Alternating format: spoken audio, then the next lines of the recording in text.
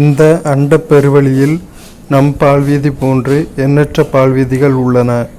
வெளியே நின்று பார்த்தோமெனில் சிறு தூசி போல கோடிக்கணக்கான பால்வீதிகள் தூசுகளாக தெரியும்.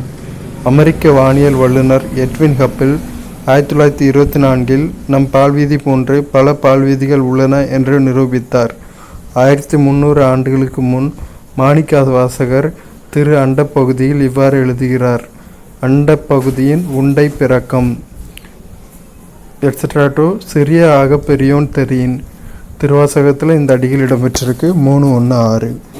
அண்டப்பகுதிகளின் உருண்டை வடிவம் ஒப்பற்ற வளமையான காட்சியும் ஒன்றுக்கு ஒன்று ஈர்ப்புடன் நின்ற அழகினை சொல்வது எனின் அவை 100 கோடிக்கு மேல் விரிந்து நின்றன. இல்லத்துள் நுழையும் கதிரவனின் ஒளிக்கற்றையில் தெரியும் தூசு துகள் போல அவை நுண்மையாக இருக்கின்றன.